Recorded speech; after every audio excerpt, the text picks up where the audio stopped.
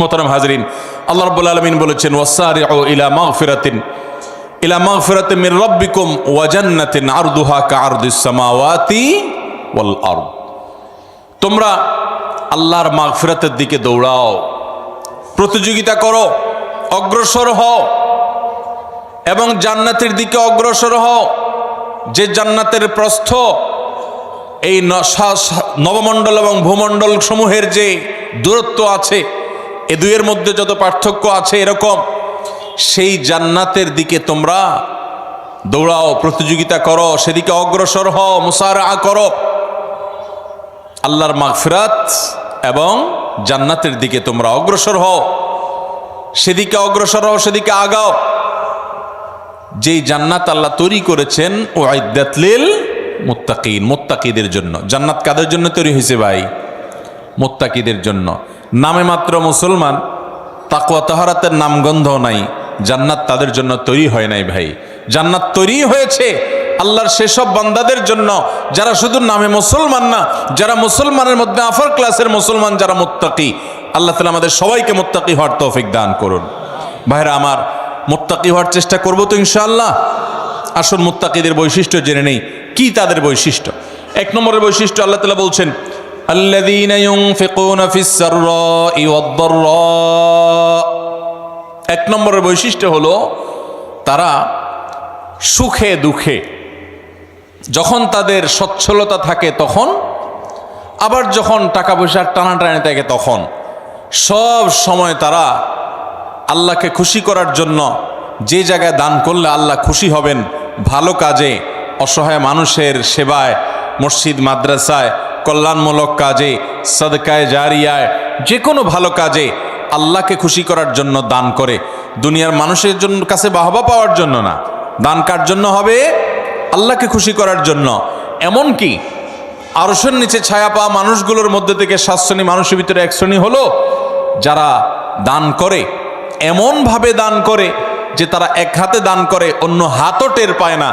আর আমাদের তো আজকাল আল্লাহ তাআলা কোনো ভালো কাজ করার তৌফিক দিলে, একটু দানের তৌফিক দিলে, আমরা নাম বলতে বলতে, প্রকাশ করতে করতে, নাম ফুটাইতে ফুটাইতে, জাহির করতে করতে ওইটার সওয়াবের আর কিছুই বাকি থাকে না, বরং সেটা শিরকে আসগরের গুনাহে লিপ্ত হয়ে যেতে হয় রিয়া করার কারণে।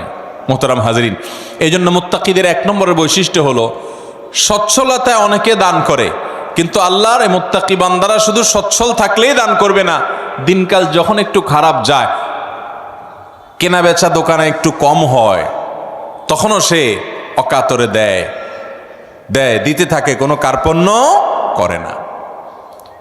তাহলে এই বৈশিষ্ট্যটা আমাদের, যার মধ্যে যতটুকু ঘাটতি আছে, এই মাহফিল থেকে, মজলিস থেকে আসুন মনে মনে নিয়ত করে নেই যে ইনশাআল্লাহ এখন থেকে আল্লাহ তাআলা আমাকে যতটুকু তৌফিক দিবেন ওখান থেকে আমি কিছু আল্লাহর রাস্তায় দান করব, আল্লাহকে খুশি করবার জন্য দিব।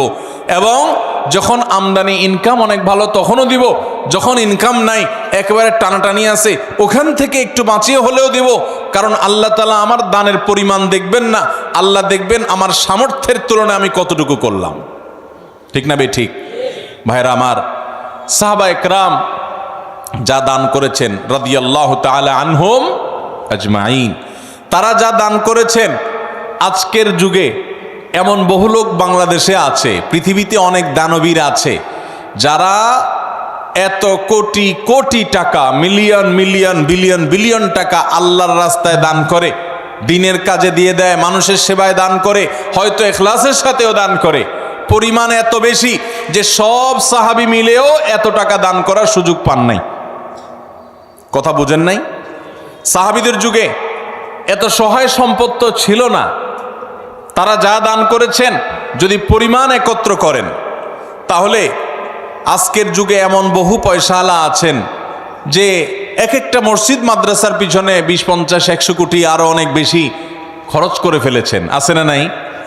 দেখা যাবে যে সাহাবায়ে কেরাম সবাই মিলে যা দান করছেন সেগুলোর বাজার মূল্য বের করলে এরকম একজনের দানের সমানও হবে না। এই হলো পরিমাণের অবস্থা। এবার আসেন দেখি ফজিলত এবং মর্যাদার অবস্থা। নবী করিম সাল্লাল্লাহু আলাইহি সাল্লাম বলেছেন সাহাবীদের সম্পর্কে, তোমাদের কেউ যদি উহুদের পাহাড় সমপরিমাণ স্বর্ণ আল্লাহর রাস্তায় দান করে, তো আল্লাহর নবী সাল্লাল্লাহু আলাইহি সাল্লামের সাহাবীদের কেউ সামান্য 1 মুদ পরিমাণ অথবা তার চাইতেও কম পরিমাণ আল্লাহর রাস্তায় কিছু দান করলে সেটার যে পরিমাণ সওয়াব হবে, তোমাদের উহুদ পাহাড় সম পরিমাণ স্বর্ণের দানের সওয়াব ততটুকু হবে না। কিসের কারণে ভাই? তাদের দানের ভিতরে যে ইখলাস ছিল, তাদের জানের ভিতরে যে নিষ্ঠা ছিল, নিয়তের ভিতরে যতটা নির্ভেজাল ছিল, আমাদের দান আজ এতটা নির্ভেজাল। তাদের উপার্জন যত হালাল ছিল, তাদের ভেতরকার নিয়ত যত খালেস ছিল, আমাদেরটা ততটা না। এই জন্য ভাইরা, মুত্তাকি মানুষ হিসাবে আমরা সুখে দুঃখে সর্বাবস্থা দান করব। শুধু দান করলে হবে না, আল্লাহকে খুশি করার জন্য দান করব। আর্থিক ইবাদত পয়সা করে দান করলে এই ইবাদতটার মধ্যে ভেজাল বেশি ঢুকে। এই ইবাদতটার মধ্যে ভেজাল কেন ঢুকে? ভেজাল কারণ নিজের ভেতর থেকে নফস বলে, প্রবৃত্তি বলে, মন বলে, এতগুলো টাকা দিয়ে দিলাম, একটা বারের জন্য যদি আমার নামটা ঘোষণা না দেয় কেমন হয়? আমরা একটু বলতে পছন্দ করি, জাহির করতে পছন্দ করি। কিছু মানুষকে শুনাইতে পারলে নিজের কাছে একটু ভালো লাগে যে হ্যাঁ, তারা জানবে আমি দান করছি। এই রোগটা আমাদের মধ্যে আছে না নাই? ভাইরা আমার, এটা কোনো ভালো গুণ না। হ্যাঁ, কোনো ব্যক্তি যদি প্রকাশ্যে দান করে, মজলিসে দাঁড়াইয়া 50,000 1 লাখ টাকা কোনো ভালো কাজে দিবে নিয়ত করেন, তার উদ্দেশ্য থাকে যে আমার এটা শুনে আমার বন্ধু বান্ধব অনেকে আছেন তারাও অগ্রসর হবে, তাহলে সেটা ভালো। মানুষকে উৎসাহিত করার উদ্দেশ্যে করছি, আমি দানবীর এটা জানানোর দরকার নেই, এই উদ্দেশ্যে করলে ভালো। কিন্তু ভাইরা আমার, কিছু দান থাকতে হবে যেই দানগুলো আমি জানি, আমার রব জানেন, আমার স্ত্রীও জানেন না, আমার বন্ধু বান্ধবও জানেন না, মা বাপও জানেন না, ছেলে মেয়েরাও জানে না। এরকম কিছু দান রাখার চেষ্টা করতে হবে ইনশাআল্লাহ। আপনি গোপনে গোপনে একজন গরিবকে নিয়মিত টাকা পয়সা দিয়ে যান, একটা গরিব ফ্যামিলিতে নিয়মিত কিছু চাল কিনে দেন, নিয়মিত কিছু ভালো কাজ করেন, একটা মাদ্রাসায় কিছু টাকা নিয়মিত দেন। আপনি জানেন আর আপনার মালিক জানে, পরিবারের কাউকে জানেন না, বলেন না।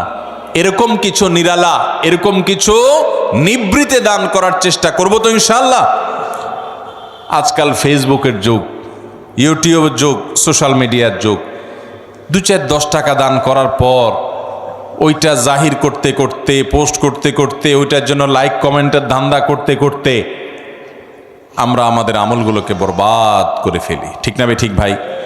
অতএব সুখের সময় দান তো অনেকেই করে, দুঃখে কষ্টের সময়, টানাটানের সময় আমরা দান করব তো ইনশাআল্লাহ। যতটুকু আছে ওখান থেকে কষ্ট করে দান করব। অনেক সময় কষ্টের সময়ের 10 টাকা সচ্ছল সময়ের 10,000 টাকা চাইতে বেশি উত্তম হতে পারে। আল্লাহ দেখবেন যে আপনার আছেই 100 টাকা, সেখান থেকে আপনি 10 টাকা দিয়ে দিয়েছেন, আরেকজনের লক্ষ লক্ষ টাকা আছে, সেখান থেকে 10,000 দিছে। অতএব তার চাইতে আপনার ত্যাগের পরিমাণ বেশি। অতএব সর্বাবস্থা দান করব তো ইনশাআল্লাহ। ইমানদার এবং মুত্তাকি যাদের জন্য জান্নাত তৈরি করা হয়েছে, তাদের দ্বিতীয় বৈশিষ্ট্য হলো ওয়াল কাযিমিনাল গাইজ, যারা তাদের ক্রোধ, গোসা এবং রাগকে সংবরণ করে। বহু মানুষ আছে ভাইরা আমাদের সমাজে, রাগ উঠলে আর মাথা ঠিক থাকে না, আছে না নাই? বরং বেশিরভাগ মানুষই আমরা এই রোগের রোগী। কি বলেন? রাগ উঠলে মাথা ঠিক থাকে না। জান্নাত যাদের হবে, যারা জান্নাতের মালিক হবে, যারা আল্লাহর পক্ষ থেকে মাগফিরাতকে পুরস্কার হিসাবে পাবে, ক্ষমা লাভের তৌফিক হবে যাদের, এই মানুষগুলোর দ্বিতীয় বৈশিষ্ট্য, মুত্তাকিদের বৈশিষ্ট্য আল্লাহ বলেছেন ওয়াল কাযিমিনাল গাইজ, তারা রাগ ক্রোধকে কি করবে? নিয়ন্ত্রণ করবে, সংবরণ করবে, আটকে ধরে রাখবে। একটা জায়গায় মারাত্মক মেজাজ গরম হয়েছে কারোর উল্টাপাল্টা কথার কারণে, এমন রাগ উঠছে, এখন মনে চাচ্ছে যে ধরে কয়েকটা লাগাই দেই, উথাম থাম মারি, 2-4টা মুখ খারাপ করে বলে ফেলি, একটু ভাঙচুর করি, চিল্লাচিল্লি করি, করার সুযোগও আছে। কিন্তু ওই যে জান্নাত পাওয়ার আশায়, আল্লাহর কাছে প্রিয় বান্দা হওয়ার আশায়, আল্লাহর কাছ থেকে কিয়ামতের ময়দানে ক্ষমা লাভের আশায় সে নিজের রাগটাকে নিয়ন্ত্রণ করে, সংবরণ করে, হজম করে ঢোক গিলে ফেলেছে, রাগটা প্রকাশ করে নাই। বহুত কষ্টে মুখটা লাল হয়ে গেছে, কিন্তু মুখ দিয়ে কিছু বাইর হয় নাই, হাত দিয়ে কিছু করে নাই, জায়গা থেকে সরে গেছে, ওই স্থান ত্যাগ করে গেছে, নিজেকে নিয়ন্ত্রণ করার চেষ্টা করছে। আল্লাহর এই বান্দারা অনেক শ্রেষ্ঠ বান্দা, অনেক প্রিয় বান্দা। এই গুণটা আমাদের আনার জন্য যুদ্ধ করতে হবে, নিজের সঙ্গে সংগ্রাম করতে হবে। ঘরে ঘরে আজ অশান্তি, সমাজে সমাজে আজ অশান্তি, পরিবারে পরিবারে আজ অশান্তি, এই দোষটার কারণে, এই ত্রুটির কারণে। স্বামীর কথা স্ত্রী সহ্য করে না, স্ত্রীর কথা স্বামী সহ্য করে না, বাপ মার কথা ছেলে মেয়ের সহ্য হয় না, ছেলে মেয়ের কথা বাপ মার সহ্য হয় না, ভাইয়ের কথা ভাইয়ের সহ্য হয় না, কাস্টমারের কথা দোকান মালিকের সহ্য হয় না, মালিকের কথা শ্রমিকের সহ্য হয় না, একজনেরটা আরেকজনের সহ্য হয় না, আর লেগে যায় গন্ডগোল। দুনিয়াতেও ক্ষতিগ্রস্ত হয়, লজ্জিত হয়, লাঞ্ছিত হয়, ছোট হয়, আখিরাতেও তার ধ্বংস হয়ে যায়। ঠিক না বে ঠিক? এক সাহাবী এসে বলছেন, ইয়া রাসূলুল্লাহ আউসিনি, আমাকে আপনি একটু উপদেশ দেন। নবী করিম সাল্লাল্লাহু আলাইহি ওয়াসাল্লাম বলেছেন, লা তাগদাব, তোমার জন্য উপদেশ হলো তুমি রাগ করবা না। বলেন যে ইয়া রাসূলুল্লাহ এটা বুঝলাম, আরেকটা উপদেশ করেন। নবী করিম সাল্লাল্লাহু আলাইহি ওয়াসাল্লাম বলেছেন, দ্বিতীয় উপদেশও হলো রাগ করবা না। বলে ইয়া রাসূলুল্লাহ বুঝলাম, আরেকটা করেন। নবী করিম সাল্লাল্লাহু আলাইহি ওয়াসাল্লাম বলেছেন, লা তাগদাব, তৃতীয় উপদেশও তোমার জন্য একটাই, যে রাগ করবা না। এরপর নবী করিম সাল্লাল্লাহু আলাইহি ওয়াসাল্লাম বলেছেন একবার, লা তাগদাব ওয়ালাকাল জান্নাহ, রাগ করবা না, জান্নাত তোমার হবে। রাগ করবা না, জান্নাত তোমার হবে। বদরাগী বদমেজাজি ভাইরা বোনেরা আমার, নিজেকে নিয়ন্ত্রণ করার চেষ্টা করব তো ইনশাআল্লাহ।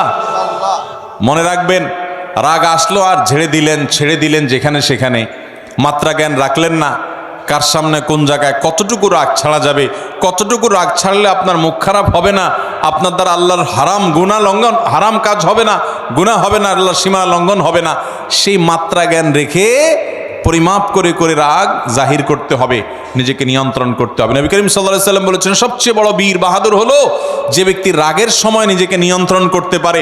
অনেক শরীরে শক্তি আছে, এটা আসল বীরত্ব না, রাগের চোটে শরীরে আগুন ধরে গেছে, মাগার নিজেকে বহুত কষ্ট করে ঠান্ডা করে রাখছে।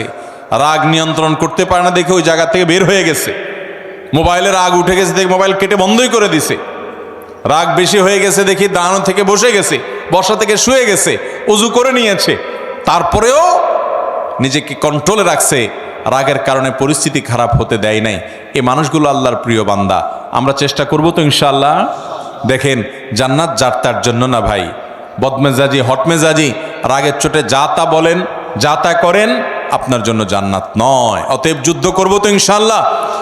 শত সহস্র মামলা মোকদ্দমা, খুন, গন্ডগোল, ফাসাদ, মারামারি, এগুলো সব বন্ধ হয়ে যাবে যদি আমরা ইমানদাররা মুত্তাকিদের এই গুণটা অর্জন করি, ওয়াল কাযিমিনাল গাইস। চেষ্টা করব তো রাগ নিয়ন্ত্রণ করার ইনশাআল্লাহ। নাম্বার 3, ওয়াল আফিনা আনিন নাস। 3 নম্বর বৈশিষ্ট্য হলো এই মুত্তাকিদের জন্য, যাদেরকে আল্লাহ তাআলা মাগফিরাত পুরস্কার হিসাবে দিবেন। দুনিয়া থেকে মানুষ যাবে আখিরাতে ভয়ে নিজের অপরাধ পাপাচার নিয়ে পেরেশান থাকবে, আল্লাহ তাআলা বলবেন পুরস্কার নাও, পুরস্কার। পুরস্কার কি? তোমার সব গুনাহ মাফ করে দিলাম আর তোমার জন্য জান্নাত বরাদ্দ করে দিলাম। সেই বৈশিষ্ট্যগুলো অর্জন করতে পারলে, 6টা বৈশিষ্ট্য অর্জন করতে পারলে এই 2টি নিয়ামত পাওয়া যাবে ইনশাআল্লাহ। তার ভিতরে 3 নম্বর বৈশিষ্ট্য হলো ওয়াল আফিনা আনিন নাস, মানুষকে ক্ষমা করতে জানতে হবে। এটার জন্য একটা বড় কলিজা লাগে, এটার জন্য একটা বড় কলিজা লাগে। ছোট লোকরা এটা পারে না ভাই, ছোট মনের মানুষ, ছোট কলিজার মানুষ এটা পারে না। কি আমার সাথে এমন কথা বলল, এত বড় সাহস, এটা জীবনে ভোলা যায় না, আমি এটা কোনোভাবে বলতে পারবো না, না এটা আমার চোখের সামনে যেন না আসে। ঠিক আছে, রাগ যখন ওঠে, মাথা যখন হট মেজাজ হয়, তখন আপনার 1 দিন 2 দিন 3 দিন পর্যন্ত এরকম থাকতে পারে। শরীয়ত আপনাকে এতটুকু অনুমোদন করে, ঠিক আছে, রাগের চোটে মাথা গরম হয়ে 3 দিন আপনি এটা করতে পারেন। মাগার 3 দিনের জায়গায় 3 মাস হয়ে যাবে, 3 বছর হয়ে যাবে, আপনার রাগ একটু নিয়ন্ত্রণ হবে না, আপনি একটুও ক্ষমা করতে জানবেন না, তাহলে আপনি কোন মুখে আরশে আজিমের মালিকের কাছে কিয়ামতের দিন ক্ষমার আশা করেন? কথা বুঝাতে পারি নাই ভাই? আমরা আমাদের রব কিয়ামতের দিন ক্ষমা করুক চাই কি চাই না? যদি চাই তাহলে রবের গোলামদেরকেও ক্ষমা করা শিখতে হবে ইনশাআল্লাহ। ভাইরা আমার, কাউকে যদি আপনি ক্ষমা না করেন, তার উপর অনেক জেদ থাকে, অনেক ক্ষোভ থাকে, অনেক রাগ থাকে আপনার ভিতরে, তাতে কষ্ট আপনার হবে কি হবে না? আরেকজনের প্রতি জেদ, ক্ষোভ, রাগের কারণে ভিতরে নিজের জ্বালা পোড়া হয় না, কষ্ট হয় না? আর যদি মাফ করে দেন, মাফ করলে যারে মাফ করছেন তার উপকার হোক বা না হোক, আপনার নিজের উপকার হবে, সাথে সাথে আপনার মনটা দেখবেন পাতলা হয়ে গেছে, আপনার মনটা যেখানে হালকা হয়ে গেছে, নির্ভার হয়ে গেছে, মনের ভিতরে মনে হবে একটা পাথর ছিল, পাথরটা জগদ্দল পাথর যেন সরে গেছে। যদি মানুষকে ক্ষমা করতে জানেন, মানুষকে ক্ষমা করবো তো ইনশাআল্লাহ। অনেক মানুষ আছে খুব শক্ত, লোহার মতো শক্ত, ক্ষমা করতে জানে না।